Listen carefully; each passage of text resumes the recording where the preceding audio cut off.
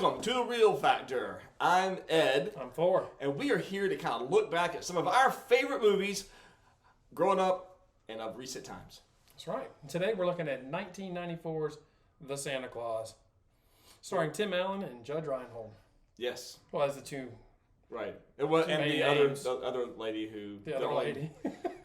Her only other claim to fame was Air Force One. Yes. We'll have to review that at some point with nice Harrison Ford there. Right. So let me give you a little summary here. This is from IMDb. It says, when a man inadvertently makes Santa fall off his roof on Christmas Eve, he finds himself magically recruited to take his place. So I just want to change that up. I think it's when a man accidentally kills Santa Claus, and and it has to take his place. It's not his fault. I mean, he even says that he fell off my roof. Not my fault. I know, but nobody ever came to claim the body. Well, the body disappeared, but what happened to his family? What did Mrs. Claus think? What happened to the other Mrs. Claus? Do we not know? Was there another Mrs. Claus? There's always a Mrs. Claus. Well, I mean, it wasn't in this one. He had to go find one for Santa Claus 2. Well, that's true. Well, no, I was thinking about this. It's like, okay, Santa fell off the roof. Yeah. And I understand we have to have that for this movie to happen. But it's like, how long had he been Santa? How many times had he maybe been seen? Why did he get startled all of a sudden? I know. Prancer. I think Prancer accidentally back-kicked him and then threw him off. He's like, I'm done with you. We're done. See, that would be more the behavior of Comet. Just shooting stars. But yeah, it's a good family movie. It's not one of my perennial favorites, but it's enjoyable. I like it. Yeah, I watch it every year, probably a couple times. We watch 1, 2, and 3. I'm glad they didn't come out with a 4. Although they did come out with the Santa Clauses. There's a series on Disney Plus. Check it out if you're interested. Yep. So, no, I enjoy it. I think, which one's my favorite, I don't know. If I could take something from each one of them and mash them together or make it one long movie. Yeah. That would be great because I do love in 2, which I know we're not really talking about 2, the love story, the Mrs. Claus, and I do like Jack Frost, which is Martin Short, in 3. But anyway, we'll talk about 1. Yeah. So it starts off and it's just kind of like, we talked about this with Die Hard. There is a Christmas party, on Christmas Eve, a big office party, and who has that? I mean, who does that I don't nowadays? know. It's like is this corporate America? Is this, to show that they're all... I've been to corporate America. We didn't have that. We do not have Christmas Eve parties. Now, I've been to Christmas Eve parties, but those were friends and family. But right, yeah. So, but anyways, yeah. And none of the spouses, like in Die Hard or this movie, none of the spouses or significant others are there. It's only the employees. It's the office Christmas party. Office. Yeah, whatever. But I do love when his Tim Allen plays Scott Calvin. Yeah. So I do love when he's on his way home and he's sitting there leaving a message for his ex-wife, why he's going to be late. Yeah. Which, if you think about it, she would have to call in. This isn't modern times where he's calling her cell phone. This was 94. So... the era of the bag phone. Yeah, really. But she would have had to say, I wonder if he left a message at home and then called the machine at home, which most likely, how would she call? She'd have to go to a payphone to do it. Right. Anyway, mere technicalities, but... So sometimes I'll do that. I'll talk to my wife and I'll be like, there's the problem. So, but yeah, he's, obviously they're divorced, separated, and he's trying to get home to go visit his kid. And then the kid basically comes home with him for Christmas. Right. And the child didn't want to. Yeah. Because he told the mother, hey, make sure you come in the morning, like sun up, you're here. And so hilarity ensues. They hear the rumble, and of course he gets transformed into Santa Claus reluctantly. Yeah. He had no problem putting on the suit. I mean, he didn't want to really, but he did, and that thing was quite large. So as far as how this thing kind of fits with our whole pop culture. I do think that it's still very relevant today. I think people really enjoy it. Obviously, that's why they made this whole new one. I find that the things that I liked about the movie is I guess one, the spirit of Christmas. Two, kind of how he gets to reunite with his son and how that bond kind of works there. Yeah. I think it's also kind of the process that he kind of goes through and changing from the SC Scott Calvin into SC Santa Claus, and how it kind of shocks him with his weight gain and his facial hairs and all that kind of stuff. And I think that's kind of, to me, is kind of, that's what I get from it. What are some of your what are your things you like about it? I agree with you. I think him as a single dad, he tries to find ways to connect with his son. But, obviously they don't have a great relationship, because when he comes over for Christmas Eve, he doesn't want to stay, the child.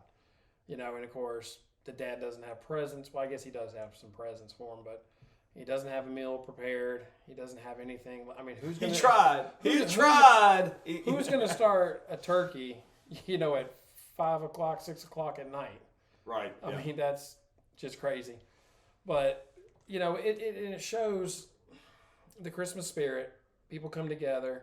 He even has a reconnection with his ex-wife. I don't mean a romantic one, but, they were at odds. And by the end of the movie, they were working together to form, because you have to parent the child that bonds you, right. Whether you're separated, divorced, or whatever the situation is. So, but I know we talked before about your thoughts about when he goes to the North Pole the first night. Yeah. Well, I guess it'd be in the morning time. Yeah. But, why weren't the elves upset that the other Santa was gone? Yeah. Well, that gets into a lot of my constructive criticisms, what I would say about it. I just, those are things I like. As far as the things that to me detract from this movie, and like I said, I get it. Some of this is just holiday fun. You got to turn your mind off, and and it's basically it's aimed for families. It's not aimed for 50-year-old men who are overanalyzing everything. But he gets to the North Pole, and these little kids, which are elves, but they're all played by like little kids, and they obviously know that this is not the same guy that left the night before. And they're just all like, coyly winking at him, or just kind of like, hey, what do you mean you don't know how to get into the secret lair? And they come out, and the one kid just comes out and presses the button to lower him down and just smiles and doesn't say anything. Doesn't say hello, Santa. Well, that makes you wonder, how many times is Santa Claus replaced? For them to he comes down there and they're like, oh, okay, it's a new one. Right. All right, let's get back to making toys. And Judy comes up with the hot cocoa. Not like, how do you want your cocoa, or how do you want this, or what, nice to meet you, anything. It's just, here you go, here's some cocoa, it's my secret recipe. And everybody just is okay it's just with business as usual kind of deal. And he's just kind of going like, I don't know what all this is. This is all new and strange to me. And they're just like, nah. Bernard, I'll ship you the list. What list? Right. And that's my big criticism of, especially when they first get it. That to me, that should have been more magical. It should have been more overdone, and I think that they probably did it that way just so that when he woke up the next morning, he'd almost think that it was a dream sequence. Like it wasn't really hitting him over the head, even though I thought that they pretty much hit him over the head with it. Well, he did think it was a dream sequence, because he's like, wow, that was crazy, because you never saw him get transported back to his house. Yeah. He just woke up. And so maybe that was it. Maybe they put some pixie dust or whatever, made him go to sleep, or the Sandman, because, what's in 2 or 3, he knows the Sandman. And I don't know. He wakes up, he has his pajamas on with the SC on it. I think what would have been cool for the show, instead of trying to force all that information on him the first night, because he's still trying to process it, is maybe he goes back to the North Pole, and they're like, all right, well, we're going to have some training for you throughout the year. Or little by little, he starts picking up all this information, instead of he just gained all this weight and nothing fit, so I got stung by a bee. It was a big bee. Right. and I totally agree with you. Like, that would have been for me, a better way of trying to go about it is, where you kind of, I don't know, you ease him into it. You kind of, because he's just kind of thrown to this thing, and Yep. it's just, and then you really don't get a very good sense within the movie about how far time passes, because he gets through Christmas, and then what is it, summertime before their decks, or back in the fall before he kind of starts showing things again, and starts gaining the weight and all that kind of stuff. Oh yeah. I don't necessarily. My other big criticism, and this is minor, I know this is just storytelling, but I just think that the mother she's just not a good mother. Why wouldn't she be a good mother? Well, I mean, it's just a little thing. I just don't think that she, they're at the soccer fields, and they're trying to do something. They're all getting there, and Scott's been there a while, with his son during the middle of the game, and then they show up, late, and just kind of get horrified by seeing Scott there. Now, granted, he is got a line of children there right beside him, which may seem a little strange at the time. But she just pulls him out of the middle of the game and just like, we're leaving, and he's like, well, why don't you just go talk to my dad instead? Why don't you just go deal with that? And I'll play my game. Right. Just kind of the stuff of just where. Yeah, I don't see where that she kept on trying to put her psychiatrist boyfriend, husband, whatever he is, bad sweater man. We'll get to that in a second, but just kept pushing him on trying to give like awful advice on how to be a better person, and it's like, why don't if you think he's gone crazy, this is the father of your child. Yep. Why don't you talk to him or do something about it or find out what's going on? Yeah, and that's a good point when you said about maybe not being the best mother in that situation, especially on the soccer field. We've coached soccer, and it's like, we've had a lot of different things happen, but I can't imagine a parent walking in, grabbing their child and yanking them off the during a domestic dispute. Yeah. Well, and even that probably hasn't happened at some point. Oh yeah, but Scott Calvin, he even tells her, let him stay for his soccer game. I will leave. Nope. And then they yank him out of there, and it's like, okay, he's trying to do the right thing. It's not his fault that all these kids know that he's Santa Claus. I guess in their heart or in their gut.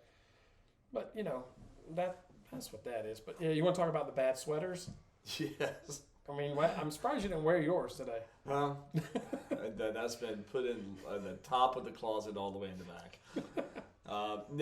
These were like totally early 90s structure, sweaters that just...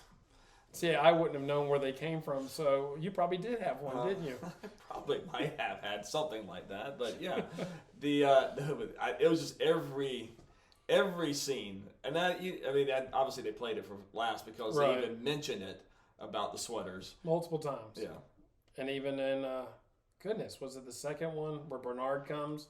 Maybe it's the first one. I think it's the first one. He goes, "Hey, nice sweater." Yeah, did we make that? And he didn't. Yeah, the reason and the kids, the parents, apparently when you reach a certain age, the magic of Santa Claus wears off. I don't know what it is, or you stop believing, or whatever. Yeah.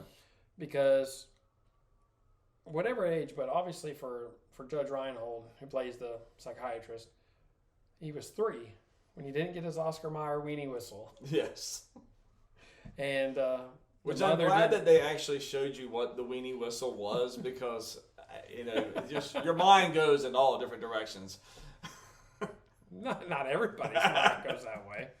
And then the woman didn't get the board game that she wanted. Right. And that thing looked like it just was out of the 50s? It looked like it was out of the 50s. And I'm like, okay, so you're probably 30 in like the 90s. And this is maybe, mid 60s or something. That's still like Twister, Monopoly type. But this game looked like it was Leave It to Beaver, like June Cleaver special dating game from Milton Bradley. I mean, it was... I was like, what in the world? Anyways, I was like, all the things that you wanted. Well, and I think about my youth. It's like, how many times did you want something so bad, no matter what it was? You still want that Rubik's Cube, don't you? Well, you just take the stickers off, and that's, that's how you make it right. Yeah, these people, they can do those in like 5 seconds. I'm like, what? I can't even. I know. I've broken those apart. But anyway, but I think the message for the movie, like you said, is the reconnection with his son. But then you think about it, why did the son need to have such a magical experience to reconnect with his dad? I don't know. Well, so the movie could happen. No, I guess there's some parents that don't know if they're separated. I don't know that they don't know how to interact with their child or the situation, or maybe and I don't know. We don't know the reason for the divorce. Maybe he wasn't around. Maybe he was working too much on the do it for you, or do it all Dolly, or whatever it was. Right. Yeah. Oh Lordy. Hey, but then his Scott Calvin, whenever because he worked for the toy company. Yep. So when he became Santa, his whole mindset shifted. Right. Instead of because they came up with the idea for the total tank for Santa coming down the street in a Panzer. I think he probably would have been on board with that. Yeah. If he didn't have a transformation, because he was just looking for profit. Right. To climb I think the ladder. that was that tank from the night the reindeer died. Lee Majors stars as himself. Yeah, exactly. Go back to watch Scrooged. But yeah, no, I mean that's an IBC classic. Yes, it is. But yeah, no, I think it's still a good watch. I think it's something great still for families to kind of gather around and watch, and it's something I think when my kids came, were young, we introduced them to this, and they watched them all, and hopefully they'll do the same to their kids. But now, not anytime soon. The director, because Tim Allen came from Home Improvement. Correct. Yeah. So this is his first major, our first movie role. Right. And the same director who did Home Improvement, directed this one. Cool.